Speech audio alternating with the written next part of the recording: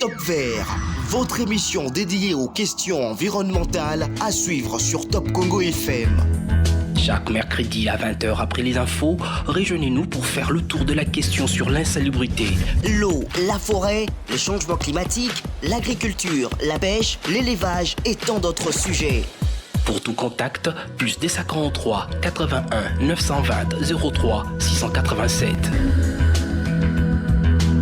Top Vert, votre émission présentée par Gino Rema et Myriam Iraghi.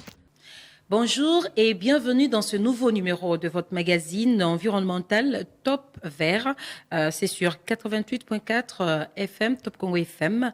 Au mois de juillet dernier, le gouvernement de la RDC a lancé les appels d'offres pour 27 blocs pétroliers et 3 blocs gaziers. Et la production serait évaluée à environ 22 milliards des barils de pétrole brut et 66 milliards normomètres cubes de gaz méthane. L'objectif, selon le gouvernement, c'est de booster l'économie nationale et créer des milliers d'emplois pour la population congolaise. C'est depuis le mois de juillet que ces appels d'offres ont été lancés, mais c'est toujours d'actualité parce qu'aujourd'hui, dans cette émission, nous allons encore une fois de plus en parler avec le thème de cette émission, exploitation du pétrole de la République démocratique du Congo, protection de l'environnement, avec M. Bertin Mbouya-Kilabi. Il est président de la jeunesse de la société civile environnementale de la RDC. Il est finaliste en sciences et gestion de l'environnement à l'UNIKIN. Vous êtes aussi dans ce gouvernement estudiantin. Vous êtes aussi ministre en charge de l'environnement et développement durable. Bonjour et bienvenue dans ce studio. Bonjour madame, merci beaucoup. C'est pour moi un grand honneur d'être ici sur ce plateau des Top Verts. Bloc pétrolier, natuna déjà motuna na menalingi yopo ibisabiso ezani. Bon, merci pour la parole, le Pessinga. C'est pour moi, comme je l'ai dit au début, un privilège. Bloc pétrolier, simplement, ils ont bisika oyo, na zamba, topi na mai, bakuti pétrole eza. Simplement, ils ont identifié bisika oyo na mboka na biso bakoki ko trouver pétrole. Ils ont la probabilité à que ceux qui basali prospection bakoki okuta pétrole. Wana pesama na bandeko na biso ba pétrolier, bangonde bayebi ba indice oyo etali sarake esika oyo par rapport à végétation, par rapport à ndenge ezako se présenter, ils ont la probabilité que bakuta pétrole na kati nde babengaka ba bloc pétrolier. To gazier pe. To gazier. Gazier wana eza ko faire allusion na gaz. Nous faisons nango ba hydrocarbures mais koto eza sous forme ya gaz. Gaz exemple auto utilisaka pona cuisson, pona rolambela, mais pétrole tu utiliseras le quoi carburant pona rotia na mamituka na biso. Pétrole ebimisaka otobengi CO2. CO2 wana ils ont dérangé environnement, ils ont dérangé climat na biso, balobi yango les même à la base il y a réchauffement climatique. Donc température, il y a climat et mati. Est-ce que ezaka kamalamu bino ba étudiant ba tobozo tanga makamba environnement kuna na université ndenge ba biso ozo ça la science et gestion de l'environnement yebisa biso nano. Est-ce que eza malamu to eza mabe? Bon, ya liboso pour na ko éclairer, on lobby très bien surtout tanga makambo wana. CO2 ezana émis naturellement. Et CO2 est un gaz marron naturel et participe à un effet de serre. Effet de serre, c'est un phénomène naturel. Oyo nzambe akela pour maintenir température na biso na mabele autour ya 15 degrés Celsius. Tango soleil atindaka lumière na journée, lumière wana ezalaka tellement forte qu'ezalaka filtrer na atmosphère na niveau to bengaka stratosphère na couche d'ozone. Mais en a quantité à lumière oyo atenyaka mabele. Mais na butu lumière wana ezongaka sous forme ya chaleur ya auto benga en français UR infrarouge. Mais pour ezonga totalement ils ont absorbé na ba gaz auto benga ba gaz à effet de serre notamment CO2. Ba gaz wana tozaka na CO2 toza pe na mai o s'évaporer créer pe gaz à effet de serre. Toza na méthane o tanga wana toza na dioxyde de soufre toza na ba gaz misusu eza émis na ba activité humaine naturellement ezala processus naturel ya ndo mona la température ezalaka un peu chaud pour maintenir ba processus biologique décomposition en matière organique na milieu na biso autorégulation ya ba écosystème ezala na température wana ce qui est fait de serre wana ezala kité de vivre na température ya en dessous de moins 19 degrés Celsius. Donc, c'est plus que même dans le congélateur. Mais qu'est-ce qui est arrivé? Il y a une activité, il y a transport, il y a industrie, il y a production, notamment le pétrole, à émettre même gaz. Il y a effet de serre dans tout le temps, à émettre méthane, à émettre CO2, à émettre dioxyde de soufre. Tant que sangani na gaz vous avez déjà dans l'atmosphère et augmenter quantité na oui, et matisi quantité. Combien vous absorber la chaleur, donc ça veut dire que capacité à absorber chaleur na ngopé émati. Il y a un réchauffer le réchauffement climatique. Mais simplement, je me permettrai de m'exprimer en français. Pas de problème. Mais cette pensée en français. Aujourd'hui, la protection de l'environnement, c'est une question très sensible. Parce que nous protégeons l'environnement pour un développement durable. Or, le développement durable a 3 grands piliers sur lesquels il est reposé. Nous avons l'économie, les sociales et l'environnement. Donc, pour parler d'un développement, on ne peut pas extirper les aspects économiques et sociaux. Il faut que le tout soit mis ensemble. C'est pour cette raison maintenant, quand il faut parler de la protection de l'environnement, il ne faut pas penser éliminer tous les aspects économiques parce que ces aspects économiques vont aboutir à une pollution cette pollution va détruire les écosystèmes, les oiseaux, alors que les hommes pour lesquels on protège cet environnement sont d'une certaine manière affamés. C'est pour ça dans beaucoup de pays à travers le monde, c'est que la question principale sur laquelle on réfléchit, c'est comment créer un équilibre entre le développement et la protection de l'environnement. Le pétrole aujourd'hui, nous ne l'encourageons pas parce que nous sommes pendant la phase de la transition écologique. Nous sommes en train de penser à repenser nos manières de produire, à repenser nos manières d'utiliser, à repenser nos transports. Ailleurs, il y a des métros à électricité. Il y a beaucoup de gens qui utilisent des énergies propres, mais cela s'étend progressivement. Ce n'est pas un changement du coût. Même si nous ne voulons pas du pétrole, c'est ce que nous utilisons. Je peux même dire, sans mâcher les mots, que 100% des Congolais utilisent des voitures qui utilisent l'essence, donc du pétrole. Exploiter le pétrole dans notre pays aujourd'hui, ce n'est pas quelque chose à soutenir ou pas. C'est un impératif. Parce que le besoin, il est là, il est réel, que nous exploitons le pétrole, que nous utilisons le pétrole au quotidien. La grande question, c'est que comment exploiter ce pétrole-là, qui est un impératif, mais en minimisant les impacts sur l'environnement. C'est cette question-là que les Européens, les Américains ont compris, et d'autres pays africains comme le Nigeria, l'Angola, le Rwanda, l'Ouganda. Ils exploitent leur pétrole, ils exploitent leur gaz, mais en minimisant les impacts sur l'environnement parce que nous sommes à l'ère du changement climatique. C'est ce que nous aussi, nous devons faire. Il n'y a pas un soutien vis-à-vis de quelque chose qui nuit à l'environnement comme le pétrole, mais il y a un impératif à coexister avec ce pétrole qui est une nécessité pour les transports qui vont nous ramener à manger à Kinshasa, pour les transports qui vont nous faire quitter de Kinshasa vers Goma par avion, pour les transports qui vont nous aider à entrer dans Massoua pour que je parte à l'Équateur. Il n'y a pas un fanatisme là-dedans. Oui, il n'y a pas de fanatisme, mais au regard, parce que les associations environnementales au fait internationales, la peur, la crainte, c'est au regard de ce que nous voyons, au regard même de notre mode de gestion. C'est ce qui fait peur que nous puissions exploiter ces pétroles-là de manière à ne pas protéger. Donc, ils ne sont pas rassurés que nous allons réellement exploiter et protéger l'environnement. Merci, madame. C'est une question fondamentale, mais une question aussi patriotique. Ces ONG internationales, elles sont de quel pays?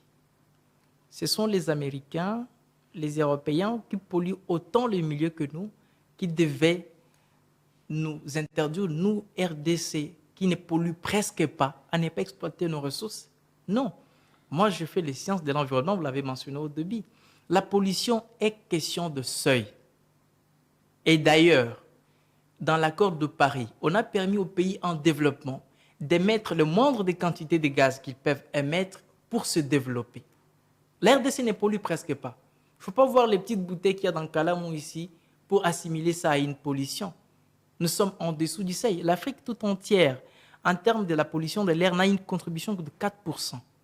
S'il faut prendre cette pollution africaine, la diviser au nombre de pays africains, la RDC aurait une contribution dans la pollution de l'air dans les 0,000 quelque chose de %. Et vous pensez que si nous sommes justes, si nous sommes loyaux, Si nous sommes vraiment des gens qui veulent protéger l'environnement, c'est au pays comme la RDC qu'il faut interdire d'exploiter son pétrole? Non.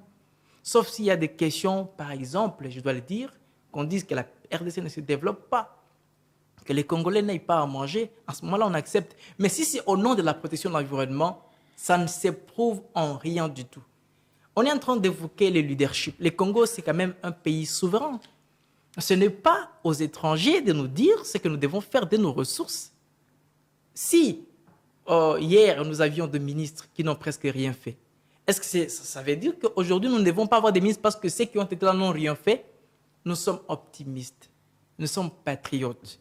Tout ce que nous demandons à nos autorités, c'est d'être concrets dans ce qu'ils disent.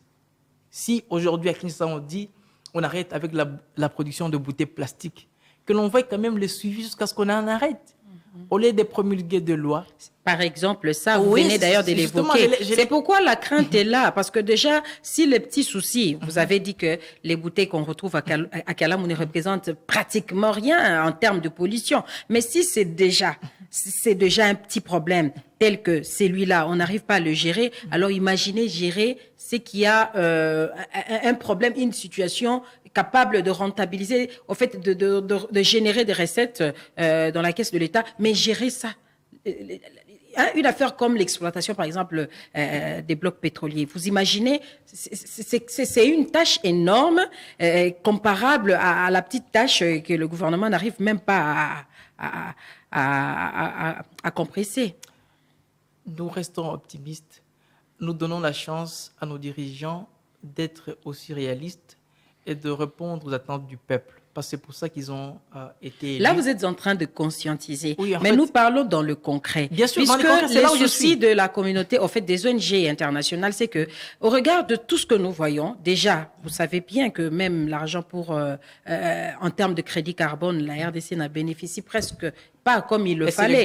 Pourquoi? Parce qu'on a toujours reproché cette façon de gérer, cette mode de gestion, en fait, notre façon de gérer est un peu, je dirais un peu pas claire, pas trop claire. On a toujours reproché ça aux Congolais. Alors vous imaginez aujourd'hui, on vous laisse exploiter comme ça et sans rien dire, et puis vous exploitez, et puis vous vous en foutez du reste, quoi. Mais quand on dit, on nous laisse exploiter, on nous laisse par qui?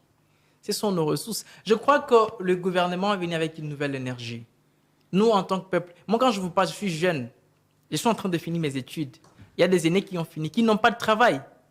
Moi, je crois en ces pays, en ce Congo, qui peut exploiter ces ressources en impliquant ces pétroliers, ces environnementalistes pour réglementer.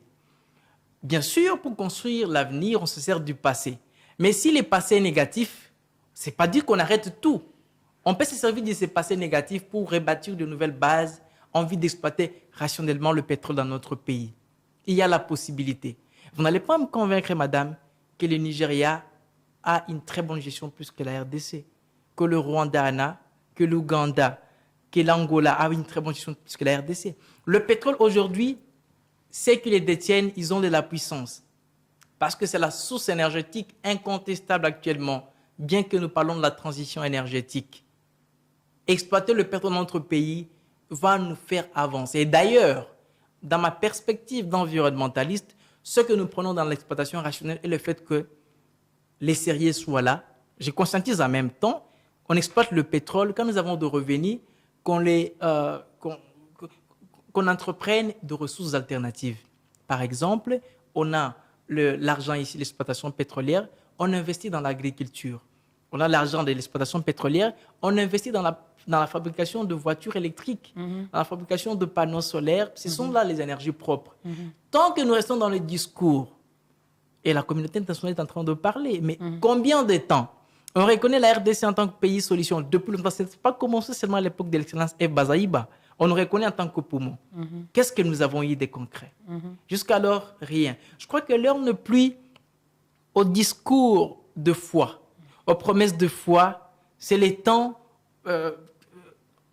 dans lesquels nous devons donner la chance à notre gouvernement, l'accompagner à exploiter les ressources tout en ayant un œil ouvert sur comment cela doit être fait, comment la gestion doit être faite, Au lieu de mettre le bâton dans le roue pour qu'on dise on n'exploite pas ici, on n'exploitait pas.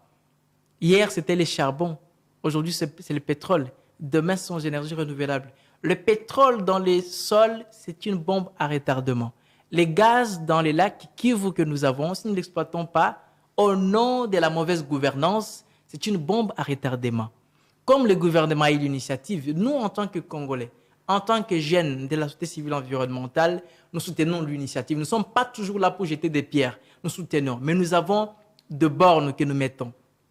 Nous disons que cette exploitation aboutisse au principe de développement durable et réel, à l'amélioration des conditions économiques de notre pays, des conditions sociales, mais que pendant l'exploitation, on respecte les étapes de la protection de l'environnement. Est-ce que vous pensez, puisque vous avez évoqué cela, est-ce que vous pensez que le partage de richesses, au fait de ce que va générer l'exploitation de ces pétroles, sera partagé de manière équitable à toute la population?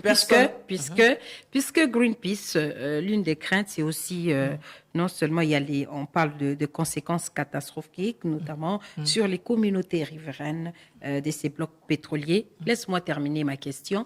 J'ai déjà suivi un documentaire nigérian où on exploitait les pétroles et dans les zones où cette exploitation était vraiment accrue, il y avait les populations juste à côté qui étaient très pauvres, qui vivaient dans une précarité que vous ne pouvez pas imaginer. Alors, ce n'est pas quand même quelque chose à saluer. Moi, je pense que quelque part, il faut, même si on n'adhère pas directement à la position des ONG internationales, mais il faut parfois essayer d'examiner, ne serait-ce que ces différentes craintes exprimées.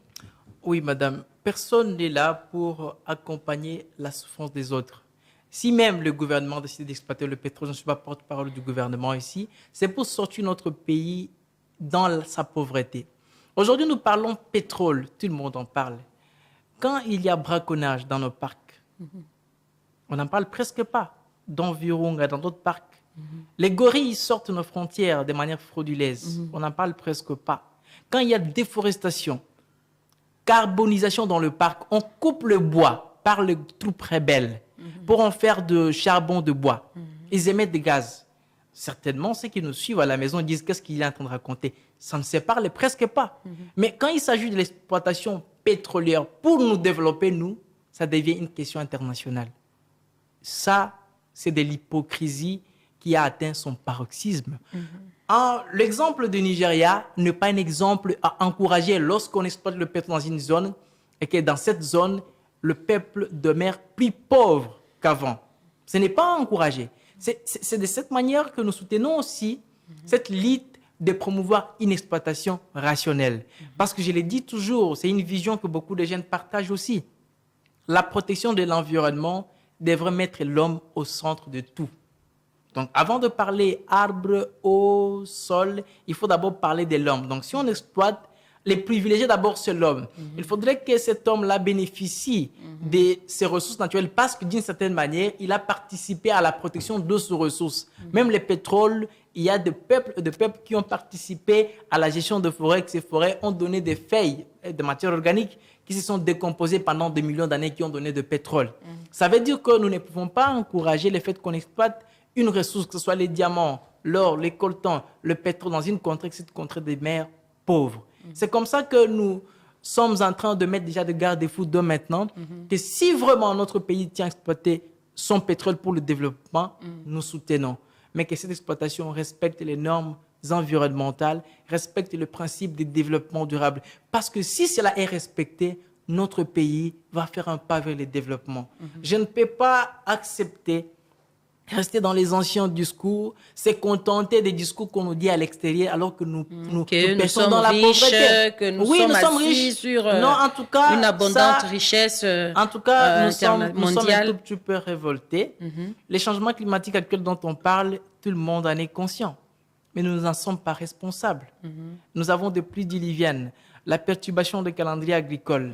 Moi, je viens de l'extérieur, de l'intérieur. Il y a chez nous, dans les villages, on plantait même les semences avant qu'il ne pleuve parce qu'on sait que les 15, ça va pleuvoir. Oui, exactement. Et quand on plante comme ça et qu'il plaît les 15, vous avez des semences avant tout le monde et nos mamans, nos papas vendaient, nos grands-pères vendaient et sur le marché, ils avaient de bénéfices. Actuellement, vous plantez, vous attendez la pluie, mais jusqu'aujourd'hui, elle ne vient pas. Donc, et tout ça, c'est à cause du changement climatique pour lequel nous ne sommes pas de responsables. Cette fois-ci, on parle de l'adaptation, de l'atténuation. Nous pouvons nous adapter parce que, je reviens au début, parce que le pétrole actuellement, c'est un impératif, c'est une nécessité et que l'Europe l'exploite. On est d'accord quand même. L'Amérique l'exploite. La Chine exploite le pétrole. Elle exploite le gaz. Pourquoi pas nous? Donc, c'est un faux débat. C'est un tout petit peu un faux débat. Alors, au niveau de votre organisation, au niveau de votre organisation estudiantine, comment vous vous organisez à veiller à ce que le gouvernement puisse respecter, parce que le gouvernement, c'est lui-même qui a présenté ces différentes garanties à ses partenaires pour dire que non, nous allons exploiter, mais nous allons aussi respecter ou protéger l'environnement. Et vous, comment vous allez veiller à ce que le gouvernement ne puisse pas aller à l'encontre de ce qu'il a donné comme garantie? Bon, là, je n'interviens pas personnellement directement en tant que ministre de l'Environnement des étudiants. Ici, j'interviens en tant que président de la jeunesse de la société civile environnementale. Nous avons, par exemple, des quotas que nous avons déterminés parce qu'on ne peut pas parler de protection de l'environnement sans environnementalistes. Quand ces exploitations vont commencer à avoir lié, nous allons exiger les études d'impact environnementaux et sociaux. Vous voulez exploiter pétrole dans tel endroit, est-ce que vous avez mené au préalable des études d'impact environnemental et social? S'il n'y en a pas, nous commençons sur des pressions. S'il y en a, nous sommes d'accord. Combien d'environnementalistes, des sociologues, de pétroliers congolais vous avez engagés? Et qui ont été consultés. Oui, qui ont été consultés. S'ils sont là, d'accord. S'ils ne sont pas là, nous faisons d'autres pressions. Nous continuons comme ça. Il y a, par exemple, tel bloc devrait générer autant d'argent l'an. Quelles ont été les réalisations? Donc, il y a des assignations. Et quelles sont les assignations réalisées? On fait le suivi en tant que société civile. S'il y a des couacs, déjà à partir de la première année, on peut faire des pressions pour demander à ce que l'on arrête. Dernièrement, il y a un arrêté... Est-ce que vous pensez que votre voix s'est entendue? C'est ça aussi la question. Dernièrement, il y a un arrêté interministériel qui a été publié permettant l'abattage des espèces totalement protégées moyennant le paiement d'une taxe. Nous nous sommes levés en tant que jeunes, les images sont là. Nous avons dit non à ça, nous avons demandé l'abrogation de l'arrêté. Excellence Bazaï Bassi, elle me suit en ces instants.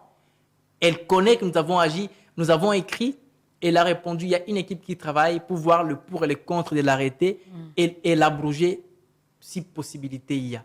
Ça veut dire que... Mais ça n'a pas été abrogé. Non, c'est un dossier qui a été travaillé pendant des années. Il y a un processus à suivre. On ne peut pas parce que vous avez dit que non, c'est mauvais. Même quand on parle de bloc pétrolier, le gouvernement, c'est lui qui a la première expertise scientifique. Ça ne veut pas dire que les arguments que nous avons sont meilleurs que ceux du gouvernement. Non. Le gouvernement a des preuves, a des gens qui l'ont engagé. Nous nous battons justement pour maintenir l'équilibre. Mais ils ont l'expertise qu'il faut. Ça veut dire que lorsque nous revendiquons sur quelque chose, on doit l'étudier pour voir si vraiment nous avons raison ou si nous le faisons juste pour faire une pression. Et moi, je crois qu'à chaque fois, quand nous voulons mener une action, nous l'analysons dans tous les sens. Je ne vois pas l'aspect très écologiste. Oh, on ne touche pas à cet arbre, on ne touche pas à ces gorilles. Non. On voit aussi combien de gens vont avoir l'emploi. Combien d'infrastructures vont être construites. Combien de projets vont être financés. C'est comme ça que je vois. Et comment la protection de l'environnement va être garantie. Comme par exemple l'abattage des espèces, les gens vont manger quand même. C'est bien aussi. Madame, vous abattez un okapi pour manger alors que sur le plan écotouristique, il peut produire beaucoup d'argent. Ça, c'est pas la durabilité. C'est ce que nous avons dit. C'est pas vrai. Un éléphant qui a, pendant des ans, ne peut que donner un seul petit, toi, je suis là-bas pour $1000. Alors que dans un parc, un éléphant peut générer par année beaucoup plus d'argent que ça. Nous avons compris qu'il n'y avait pas trop d'intelligence dans ça. Sauf s'il y avait d'autres idées autour de ça. Nous avons demandé l'abrogation. Mais maintenant, on veut exploiter le pétrole qui va donner des milliards dans notre pays pour nous développer, qui va nous aider même à développer les secteurs écotouristiques, qui va nous aider à raffermir nos frontières, qui va nous aider à transiter écologiquement. Et même, à lutter contre l'insécurité. Contre l'insécurité. Qui va nous aider à avoir des énergies propres. Parce que même quand on parle de panneaux solaires... C'est tout pourquoi je vous dis qu'il y a beaucoup de doutes. Non, c'est quoi c'est ça. C'est Non, pourquoi c'est je vous dis qu'il y a parce que beaucoup de... Non, c'est pourquoi je vous dis qu'il y a beaucoup de doutes déjà avec la guerre que nous vivons à l'est du pays. Parce que sur le plan environnemental, les éléments, en fait, les ennemis de la République, ils sont en train de détruire, par exemple, nos forêts, sont victimes. Il y a nos parcs aussi sont victimes de cette insécurité. Mais en même temps, aujourd'hui, on nous dit que non, Mbongwe Matina, mais on n'arrive toujours pas à maîtriser la situation sécuritaire à l'est du pays. Alors, comment aujourd'hui vous pouvez vous être sûr que non, l'argent que l'exploitation des pétroles va générer, ça va aussi aider à ce qu'on puisse faire taire une fois pour toutes les ennemis de la République démocratique du Congo? Comment vous pouvez être sûr aujourd'hui que cela va se réaliser? Puisque même si vous allez mener des pressions, vous l'avez dit tantôt, c'est une étude, on a pris l'exemple de l'abattage de... C'est tout un processus avant que le gouvernement ne se prononce. Il y a eu des études qui ont été menées en amont. C'est de la même manière qu'aujourd'hui le gouvernement s'est prononcé, il y a eu des études. Mais quand il faut commencer à exploiter et que nous allons vraiment remarquer, rencontrer des failles, vous allez venir revendiquer. Mais ça ne sera pas non plus dans l'immédiat que vous aurez des réponses. Dans l'entretemps, il y a pollution. J'allais commencer par là. Il n'existe pas de développement sans pollution, madame. On ne peut pas avoir d'omelette sans casser les œufs. C'est ce que parfois nous ignorons. Il y a des gens qui sont allés plus loin pour dire que la vision RDC Pays Solutions est incompatible à l'exploitation pétrolière. Je me suis dit, est-ce que ces gens-ci ils comprennent ce que c'est RDC Pays Solutions? Il y a un problème. Les questions sécuritaires, politiques, ce sont des questions complexes que personnellement, en tant que militant écologique, j'ai du mal à aborder. Mais simplement, j'ai donné des indicateurs qui vont nous permettre à voir déjà d'avance si ça va ou ça ne va pas. Il y a des politiques qui font la politique. Nous faisons les sciences de l'environnement. Nous savons qu'ici, ça va aboutir à ça et nous allons y veiller. Parce que c'est une question de souveraineté nationale. Je ne crois pas que nous sommes là, nous lèvons pour soutenir l'exploitation pétrolière, envie de défavoriser la destruction de nos écosystèmes. C'est nous qui allons en subir. Ce sont nos enfants qui allaient payer les lots. Des générations futures. Des générations futures. Nous ne pouvons pas accepter la destruction de nos écosystèmes à l'échange de quelques billets d'argent. Mais nous sommes en train de chercher un équilibre.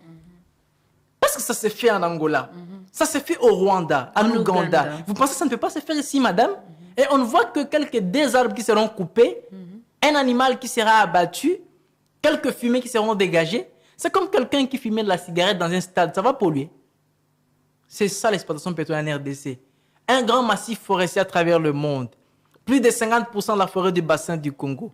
Premier poumon du monde par sa capacité à absorber le dioxyde de carbone. Vous l'interdisez d'exploiter le pétrole. Et vous dites pays solution. Ça, il y a un problème sérieux. C'est comme ça que j'en appelle à la jeunesse congolaise. Ne soyons pas instrumentalisés par le pouvoir extérieur. Quand je parle pouvoir extérieur, je vois la communauté internationale.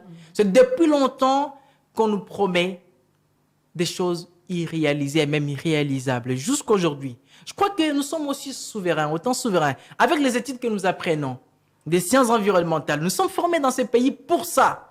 Nous pouvons, nous, si nous sommes engagés, arriver à une exploitation pétrolière qui minimise les impacts sur l'environnement. Une exploitation responsable. Une exploitation responsable, rationnelle. C'est possible, madame. Au lieu de toujours nous faire passer par des concepts. Développement durable, pollution de l'air. Nos grands-mères ne savent pas ça. Hein? Et ils ont besoin de manger. Ils ont besoin des infrastructures de santé. Ils ont besoin de routes et des cercles agricoles. Écoles. Ça n'existe pas. Tout ce que nous avons besoin, ce sont les aires protégées, les forêts. Non. Il y a possibilité de concilier cela. Sauf si nous sommes contre notre développement. En ce moment-là, je me retire. Mais si c'est au nom de la protection de l'environnement, je le répète, il y a possibilité de protéger l'environnement tout en se développant. Et d'ailleurs, la protection de l'environnement, c'est un coût. C'est de l'argent. Où est-ce qu'on va avoir ça? Il faut attendre les subventions extérieures. Et ça provient d'où? De pays qui polluent. Ça veut dire que nous aussi, on peut polluer de manière équilibrée, mais tout en nous développant. On fait la chose et son contraire. Est-ce que une question qui me passe par la tête, est-ce que la RDC ne peut se développer que par l'exploitation des gaz, du pétrole? Non. il y a beaucoup de sources. Et d'ailleurs, c'est une question un tout petit peu piège, mais fondamentale. La RDC ne peut pas se développer qu'avec l'exploitation pétrolière. Mais l'exploitation pétrolière, actuellement, c'est un impératif. Je vais vous ouvrir une partie de ce que je pense. Vous savez que si on n'exploite pas notre pétrole actuellement, ça serait un manque à gagner. Parce que nous sommes dans la transition écologique. Demain, le pétrole n'aura plus de valeur.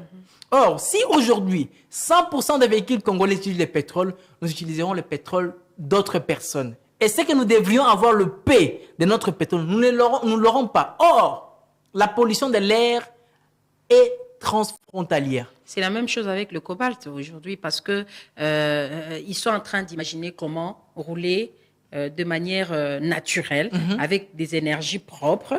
Donc, quelque part, ils vont se passer aussi des batteries, par exemple, qui sont fabriquées à base de cobalt. Mais tout, c'est la transition. C'est pour ça qu'il faut être au point. Il faut voir comment le monde va. Ce n'est pas en vain que les chefs de l'État, c'est toute une institution. Il fait le discours et dit aucun accord ratifié par la RDC ne lui met dans la posture d'avoir peur pour exploiter ses ressources naturelles en raison de polluer l'environnement. S'il est dit, il est très conséquent. Et je crois qu'il a totalement raison. La protection de l'environnement devrait avoir un équilibre avec son milieu. C'est comme ça que j'ai dit ceci. Je viens de le dire. Si nous exploitons notre pétrole en pensant à créer des ressources alternatives qui vont dans le sens de la transition écologique, nous avons réussi. Au lieu de rester là, RDC Pays Solutions, tu attends la volonté des pays pollueurs. Qui viennent te donner de l'argent. Qui te donnent de l'argent parce qu'ils ont pollué entre et que eux. Quand ils voudront. Et vous savez que ce n'est pas une obligation. Ce n'est pas une obligation qu'ils nous donnent. Hein. Ils peuvent nous donner ou pas. Non, mais il y a quand même le principe de pollueur-payeur. Donc, ils sont obligés parce qu'ils sont en train de polluer. C'est un principe, mais il n'y a pas autant. C'est un principe, mais il n'y a pas autant de contraintes. Si c'était le cas, nous serons riches. Parce que si nous sommes le premier poumon du monde et que c'était vraiment qu'aucun pays ne peut respirer s'il ne nous donne pas ce qu'il nous est dit, nous serons riches. Pourquoi on ne nous donne pas? Ça ne veut pas dire qu'aujourd'hui nous avons lâché. Ils ont dit qu'ils ne donnent pas parce qu'il y a une mauvaise gestion financière. Une mauvaise gestion financière clair. De quoi? Nous mangeons quoi? C'est ça la réponse. Il faut éviter ça, madame. Il faut éviter. Vous pensez qu'entre les États, il y a des amitiés? Non, il y a des intérêts à défendre. Et ils peuvent seulement, comme des sanctions, seulement ça. C'est ça l'argument principal parce que vous êtes corruptible. La corruption, il y en a partout, madame. Nous n'encourageons pas ça. Nous combattons ça. Tous, nous combattons ça. Mais ce n'est pas aux États. D'ailleurs, ils sont en train de détruire notre réputation. Comment ils peuvent dire ça? Comment ils peuvent dire que non, la RDC est très corruptible et que nous ne pouvons... Oh, ça veut dire qu'ils sont crédibles? D'ailleurs, qui dit ça? Madame, ce sont des discours à ne pas suivre. Nous, c'est le temps où nous devons exploiter notre pétrole en respectant les équilibres. C'est possible. Parce que ce n'est pas à l'Europe. Ici, en Afrique, on le fait. Je ne vais pas répéter les pays comme ça. Oui, vous avez déjà cité les pays. Nous connaissons les pays qui exploitent. Oui, ils exploitent les ressources. Tout en minimisant. Et vous savez qu'ici, en RDC, nous utilisons les gaz provenant de pays limitrophes. Les gaz, ça provient d'un pays à côté. Ça vient ici et puis nous l'utilisons. Et vous nous interdisez d'exploiter alors que nous avons la possibilité d'exploiter le nôtre. Et c'est la même nappe. Vous voyez, c'est un tout petit peu révoltant. Le même lac Kivu, là-bas on exploite, nous ici on n'exploite pas. Parce que on va... Non, c'est... Je sens vraiment que vous êtes... en fait, expressif et un peu brutal quoi, dans la défense de vos positions. Je pense que nous sommes en train d'étendre petit à petit vers la fin de cette émission. Vous aurez un mot quand même à dire à la communauté estudiantine de l'UNIKIN par rapport à l'environnement, parce que nous avions suivi quand même que la vice-première ministre était passée là-bas, je crois l'année dernière ou l'année d'avant, et elle a procédé à la plantation. Oui, dans le cadre du projet 1 milliard d'arbres. Exactement, dans le cadre de ce projet-là. Et aujourd'hui, si on vous redemandait de faire la même chose, est-ce que les étudiants ils sont encore prêts à le faire? Merci, madame. C'est une question très fondamentale pour l'UNIKIN. D'ailleurs, en commençant par les comités de gestion actuels dirigés par le professeur Jean-Marie Kayembe, c'est un comité de gestion écologique. Moi qui vous parle, je ne l'ai pas mentionné. Je suis... Comité de gestion écologique. Oui. Ben, qu'est-ce qu'ils ont déjà fait en termes d'écologie? Si vous arrivez à l'UNIKIN, vous allez voir un changement sur le plan environnemental. Il y a beaucoup d'actions entreprises dans ce sens-là. Moi qui vous parle, je suis le coordonnateur du projet Miraille Verte en bambou de Chine. Je crois que je vous inviterai pour que vous veniez voir. On est en train de produire du bambou de Chine pour lutter contre les érosions sous les sites, parce que le bambou a un système racinaire fort. Ça s'inscrit dans le cadre du projet aussi 1 milliard d'arbres du chef de l'État. Le bambou, ça stabilise les sols et ça lutte contre les érosions. Mais il y a un aspect climatique, parce que le bambou séquestre 30 fois plus de CO2 que le forêt normal. Parce qu'ils ont une croissance rapide, qu'ils ont besoin d'absorber plus de CO2 pour croître et par conséquent, ils libèrent de l'oxygène frais. Ça veut dire que c'est un projet qui, après 3 ans, ça va stabiliser les sols de l'UNIKIN pour lutter contre les érosions. Ça va lutter contre les nuisances sonores parce que on va planter le bambou sous forme de miraille. Donc, vous n'avez pas encore planté, oui. Vous allez non, nous faire. sommes dans la pépinière. Si vous venez je vais vous envoyer les images, vous allez voir. Si vous venez à l'université de Kinshasa, vous venez à la pépinière, la bambouserie de l'UNIKIN. Ceux qui sont de l'UNIKIN, ils comprennent, ils connaissent tout parce que la pépinière, elle est clôturée avec bambou au rond-point que nous appelons rond-point sentiment. C'est comme ça qu'on l'appelle. Et vous allez voir la pépinière, il y a de bambous qui croissent déjà au mois de décembre, donc le 5 décembre, qui va tomber la journée nationale de l'arbre. Ça sera la transplantation de ces arbres vers les zones érosives. Érosives plutôt, donc on va le planter là-bas. Je crois que vous serez aussi là pour jeter. Si vous nous invitez. Nous allons vous inviter absolument pour faire quelque chose. Personnellement, j'ai été reconduit ministre parce que l'année passée, j'étais aussi ministre de l'Environnement, cette année aussi. Nous avons initié dans le cadre des étudiants le projet UNIKIN propre, où nous avons sensibilisé les étudiants, nous avons posé des éco-gestes sur le site universitaire, nous avons lutté contre les érosions. Ça sera seulement à l'université, vous n'étendez pas quand même aux voisins, aux espaces Non, c'est une expérience. Le projet, c'est un peu d'argent. C'est financé par, je le mentionne quand même, par le Fonds forestier national qui a financé ça. Mais s'il y a un autre financement pour étendre, parce que d'ailleurs, le souhait du directeur Jean-Marie Kayembe est que l'expérience, parce que c'est mon sujet de mémoire, l'expérience soit aussi transplantée ailleurs, parce que nous sommes truffés d'érosion partout. On peut l'amener dans des provinces. Ici, à Kinshasa, ça sera vraiment très important et ça dépend des moyens qui seront mis à la disposition. En tout cas, en synthèse, l'UNIKIN est levé. On l'appelle maintenant UNIKIN Solution. Élevé comme la RDC Solution. RDC Solution. UNIKIN Solution est maintenant à la une des questions environnementales. Lutte contre l'insalubrité. Vous allez voir que c'est au point. Je viens de quitter l'université. Tout le monde était en train de balayer. Il y a des équipes. La brigade d'assainissement a été créée cette année, en fait, par ce même comité de gestion qui sont en train de travailler sur le terrain. Les étudiants sont sensibilisés et chacun, nous sommes en train de remarquer que tout le monde prend la responsabilité de poser une action allant dans ce sens-là. Vous savez, l'assainissement, c'est une action collective. Ce n'est pas une seule personne qui peut assainir. Progressivement, je crois qu'après des années qui viennent, l'UNIKIN va devenir plus propre qu'avant. Mais pour la jeunesse congolaise en général, en termes de la société civile environnementale, nous organisons une marche de soutien à l'exploitation rationnelle du pétrole en RDC le samedi 22 octobre. Nous allons nous retrouver à la 7e rue Lumété. Nous allons marcher jusqu'au Palais du Peuple. C'est là où nous allons lire notre mémo. Enfin, nous allons le déposer. C'est là où il y aura des lignes. Nous allons soutenir l'exploitation rationnelle du pétrole. On va promouvoir le raffinage du pétrole en RDC. On va promouvoir l'engagement. Promouvoir le raffinage, c'est-à-dire installer, construire des raffineries, raffineries ici. Du pétrole ici. Au lieu qu'on importe toujours le brut, on le fait ici. On va engager une main-d'œuvre croissante congolaise. Des jeunes pétroliers, vous savez, madame, ça fait pleurer quand on voit des structures. Oh, moi, non, je viens. Il y a des pétroliers qui vous vendent des unités ici.